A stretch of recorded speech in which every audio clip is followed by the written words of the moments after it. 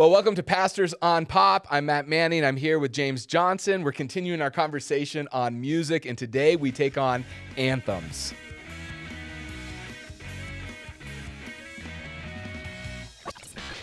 Well, James, it's good to be here with you. How you doing today? I'm good, man. Yeah, we're going to continue our conversation today on music. When you think of anthems, what is it that you think of?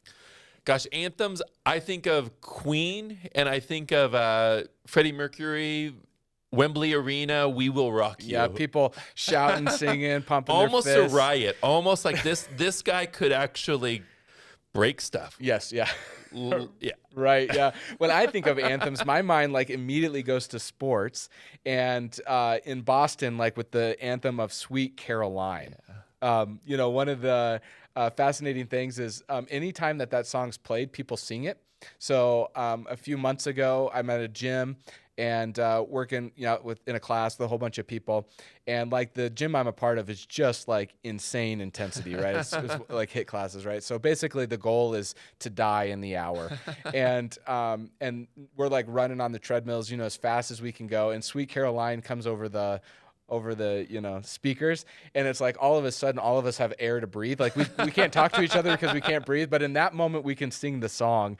And it's just such a classic song that's done in Boston all the time. Do you actually know the story? No, I mean, I'm a big baseball fan, but I've never actually connected the dots to Boston. It's really fascinating. So in the 90s, there was a lady who was head of the music for Fenway, and she had a friend who had a baby girl, and named her Caroline. So in her honor, she played Sweet Caroline over the loudspeakers during a baseball game at Fenway, and everybody just kind of joined in and sang.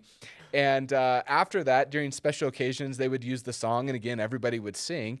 And then in the early 2000s, one of the VPs of Boston said, you know what? This song has transformative power, that when we play it, people sing, joy fills the stadium. And so he just made it a decree that every game, Sweet Caroline would be played. And then in 2013, when the Boston marathon shootings happened and all of that, it took on even a greater meaning, because the very next game at Fenway, they brought in Neil Diamond, and he led the stadium in singing Sweet Caroline. It was kind of this coalescing of the city, and the fists up in the air of this isn't going to bring us down. And then it became really not just an anthem for Boston, but really, for the Red Sox, but really for the whole city. And so it's just fascinating how anthems work in our life. So here's my question for you. If you had an anthem, if you could pick an anthem for your life, what would it be? My anthem would be All My Life by Foo Fighters. All right, so let's pretend that nobody knows who the Foo Fighters is. I know that might be sacrilegious for you. No, it's okay. There's forgiveness and grace here. Yes, yeah. So why would that be the anthem of your life? Yeah, because so the song's pretty grungy, kind of has that undertone, but so musically it resonates with me because it's got some edge to it. It's loud, which describes me pretty well. Right, absolutely it does. Little edge, little too loud. No one has ever said, that James guy? Yeah, the tall, quiet guy. That's never been said. No. But the lyrics of it are all about always longing for something and never quite finding it. And even as it regards to faith, I found Jesus and I'm living in him, but I'm still longing to see his will done. Does it make sense? So it's I think of I still haven't found what I'm looking for by you too. It's it's all about I found Jesus, but I'm still longing for more. So it's probably just a little edgier than that, which resonates with me. So yeah, it's one of my faves. So if I'm late to a meeting, it's usually because that song came on the radio and I'm not willing to. You're sitting in your car in the parking lot, just jamming out. You got to do what you got to do, man. That's right. Now you grew up in the '80s, so when that song comes up, is it just like a rhythmic head bob, or are you air guitaring it? Oh no, yeah, because I try to be cool, yeah. But it actually came up my son plays baseball, and they would play it in between innings at a lot of his games, and it always frustrated me because you watch the pitcher and he's taking pitches and you see the umpire, 2 more, and I'm like, they're gonna cut my song There's a off. lot of song left. Seriously. So my wife's like, it's gonna be okay. Yeah, you have a phone. Just play it. Here, James, take out your Spotify. Yeah, that's awesome. You got to give me 4 minutes. Yeah, if I had to choose, mine would be way less theological than the way you went. You went pretty deep on us there. Mine, when I was a kid, I played baseball, and part of it, we had to have walk-up songs, just like the major leagues. Yeah. And the one that I chose was Highway to the Danger Zone, Nice. which, is popular again because of Top Gun, Maverick. And that's why I chose it, is because when I was a kid, that was my favorite movie. And as an adult, probably still my favorite movie. Oh, yeah. And so Highway to the Danger Zone. And really, it kind of is a bit of my life, like I'm pretty much like a riverboat captain, like there's no risk too big to take or too substantial to take. And so it kind of speaks to in some ways the way that I live my life in that. And so these songs, when we talk about them, they're fun, it's fun to talk like what would our baseball walk-up song be and all that. But what do you think it is that draws us to them? Like, why are anthems like so like, why do they hit us in our heart, our soul? Yeah. Yeah, it's a great question. I think a part of it is there's a simplicity to an anthem that makes it easy to grab onto, right? So like I think of AC/DC Back in Black, We Will Rock You. I mean, you can hear it just a couple times and you know it, and it's a part of you, and then you can participate. So like I think anthems become communal. Mm-hmm. You know, like I mean even with sports, like I'm not a big soccer guy. But if you watch it on TV and like something happens on the field and they sing a completely different song, right? But communally, everybody knows it. Yeah. And there's something even beyond the field that it brings people together. Yeah. Well, we've experienced this at like Avalanche games, that communal thing, right? Like, so at the end of a Colorado Avalanche game, if the game is seemingly in hand, which in hockey it never truly feels like it is, but if it looks like it, then there's some guy who has to make the decision that the game is in hand and we're going to play Blink 182 and all the small things. And what's crazy about it is they'll play like the first couple of lines and then they have to turn off the music because the game starts, but the whole stadium continues to sing it until the next puck drop, and then they play the second part of it and everybody continues to sing it and it's this like communal thing. And kind of funny story in that. That's even like continued into the Manning household. And so my daughter Mercy, who's 10, she would be very disappointed that I just said she was 9, but she is. She wants to say she's 10, but she's still 9. She is a huge Avs fan, and so we've been watching all of the playoffs. We haven't missed a playoff game yet. And when we're watching the Avs, when it's in hand, she makes the decision to play All the Small Things. So she asks Alexa to play All the Small Things. And so then we sing it in our house as if we're in the stadium watching it together. And then it's even taken a step further in my family. Like whenever we're playing board games or, something competitive as a family, whoever is about to win, like if you're about to win, then someone will shout out, usually the person who's about to win, "Hey, Alexa, play All the Small Things by Blink 182. And then they sing it as like, I'm about to stomp you out in the family. Yeah, it's taken on a whole life of its own. But there is that communal piece, and it is clear and simplistic, and there's something about the music that just drives excitement into us. Yeah, That. absolutely. So, anthems aren't just a big deal in pop culture. I mean, you've named a lot of them, right? Like I Love Rock and Roll, We Will Rock You, Back in Black, Sweet Caroline, these anthems that we could all sing by heart, that we know. But they're also a pretty big deal in scripture and in worship. Maybe speak a little bit to that. Yeah. So I used to be a worship pastor years ago, and obviously music's a big deal for me. And I mean, one of the ongoing debates and kind of battles that happens under the waterline in church world, sometimes above it, is the debate over like hymns and contemporary music. Yeah. And man, I was always dealing with that, right? Because I had a lot of people that would say, the hymns, like the older songs of the faith, are so deep and so meaningful. Yeah. And they are. And they are. Yeah. And they are, absolutely. And then kind of a derogatory thing about bubblegum songs or 7-Eleven songs. 7-Eleven. Yeah. So you repeat this 7-word phrase 11 times. Yep. And it was just like, and yet I think there's power in anthems because they're easy to memorize, and in my experience, it's usually like if I wake up in the morning with a song in my heart or that I'm singing, it's usually one of those anthems. And one of them, which is a hymn, is How Great Thou Art. Yeah. Then sings my soul, my Savior God, to thee, how great thou art, how great thou art. Yeah. And it's just, it is an anthem. And that's why people, or Amazing Grace, right? Yep. It's just like, it's simple. You can join in, and it unifies people around truth. Yeah.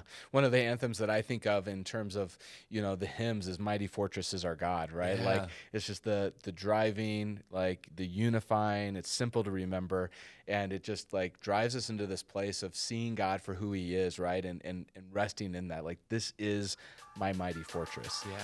Hey, my name is Matt Manning, and I am the senior pastor here at Crossroads Church, and hopefully you are loving what you're listening to today. If you are, we would love for you to go ahead and subscribe to the podcast. You can leave us a comment. We read all of them.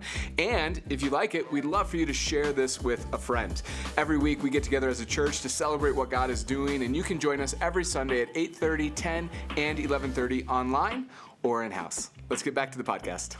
Yeah, I actually saw firsthand how powerful anthems were just 2 weeks ago.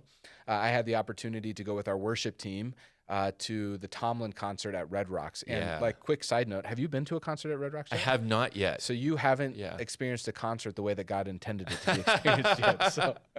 So you need to do that. Yeah. And just on a side note, and if you haven't seen a concert in Red Rocks, pay the money and go do it. And if you want to pay the money and bring me to whatever show that is, I would. That's right. James.Johnson. I will be big and loud. That's right. So we got a chance to go see Tomlin, and for those of you who don't know, he's he is the worship leader who has written a lot of music for my generation, and continues to be extremely popular. I mean, he had 2 nights at Red Rocks, and I think sold out both nights. Sure. There, even in driving rain and 40-degree weather. And so he opened his concert with Our God. And Our God is not a song that we've done at Crossroads in the last couple of years. But as I watched him start with Our God, like, I watched the entire amphitheater there at Red Rocks, 10,000 people, or how many other people were packed in there, all of a sudden, like, rise up and start to just sing this song, Our God. And I just sat back and I was like, man, this has become an anthem of our faith. I mean, that song's probably 15 years old at least. Exactly. And yet it's become a classic anthem of our faith that when it's sung in Christian circles, people just rise up and they sing it. And there's something that resonates deeply about that song within the church. Definitely. And that's that's a human quality too, right? I mean, like, for you as a Christian to be at Red Rocks doing that, but a few nights later, if Mumford & Sons are there, right? Then, I mean, because all those people come, and it's a tribal thing, right? Yeah. Because individuals who love this artist are gathering together to celebrate this product that they created. Yeah. You had shared earlier with me the definition of an anthem. Oh yeah. What is that? Because I think that actually informs the way that the anthems work actually in our worship. Yeah. So this is a Google definition, so if you don't like it, take it up with them. A rousing or uplifting song identified with a particular group, body, or cause. Yeah. I think that, like, sums up perfectly. Like, one of the interesting things in church world is that we sing together. Yeah. Like, you don't actually see that outside of, like, a select few concerts. And even then, not every concert is, geared towards singing, or every song geared towards singing. But when you're specifically in a Christian worship environment, like a Sunday morning, there's an expectation that when we gather together, we gather around, the central piece of our worship, which is God. Yeah. And then that we sing these songs that proclaim, and a lot of the songs that we do sing are anthem in their makeup. And it's purposely a participatory activity. Yeah. Matter of fact, it's interesting because years ago in Seattle, when I lived there was a big church there that every time I had friends in town, we would go visit this church, and their worship was always interesting because they always had a great band, kind of indie rock sounding, but they were stellar. I mean, they were really good. But the way they did their songs every week, they did it in a way that you actually couldn't participate. And it was interesting because every time I went, we would have the conversation afterwards, like, was that worship? And we would have the conversation around the idea of like people gathered together singing. Does that constitute worship in a church setting? Or, and I had friends who argued the point that if we're just in the room together sharing a shared experience, that unto itself is worship. Yeah. Yeah. Well, one of the places that we lean at Crossroads actually is towards the participatory side, right? Yeah. Like, and part of that is really driven from the Psalms, right? Like shout to the Lord. Yeah. Like that's a command that we are to rise up, we're to participate in this. And as I think of like the Psalms, one of the great anthems of the Jewish Old Testament, right, of our faith is Psalm 136, which is, the love of the Lord endures forever, right? Yeah. Like, and it's this phrase that's repeated, I don't know, it feels like a bazillion times, Sure. right? That his love endures forever, his love endures forever. But really, it's this anthem of telling the story of Jewish history and God's faithfulness in it. And after every line, it's the reminder, his love endures forever. And what is that, 5 songs? Yeah. So that's like Yeah. the 575 song. Yeah.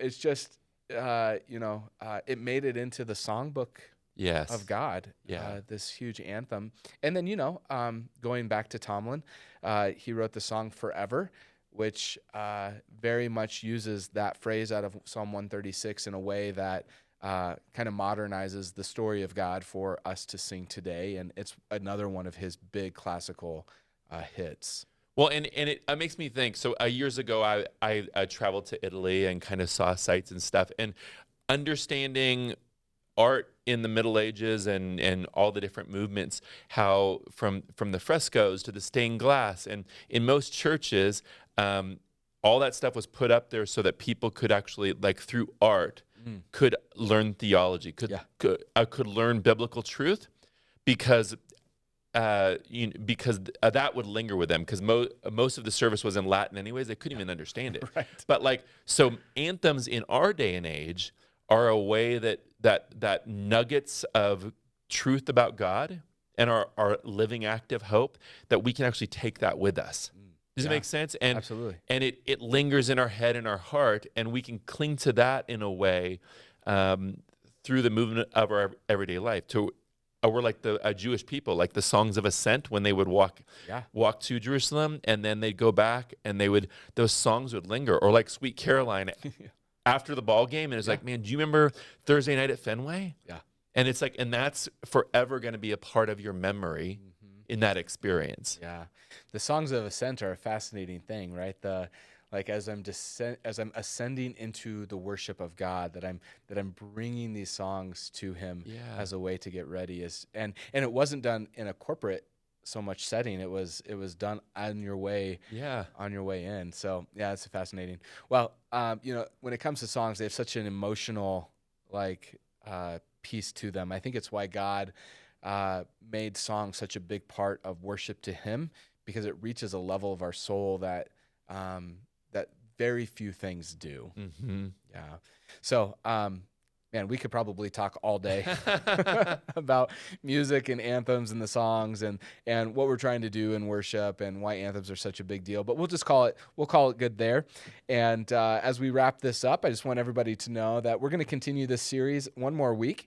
And one of the big questions that we always get as pastors when it comes to music is, how do we help our kids when it comes to the music choice they're listening to? And so the next podcast, we're going to talk about that.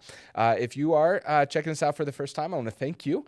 You can jump on over to crossroadsabc.com. That's our website. You can find out all the things that are happening at Crossroads Church. And this last weekend, you actually launched us in a brand new series in the book of Acts talking about the Holy Spirit. And so if you're interested in that, you can go to our YouTube channel.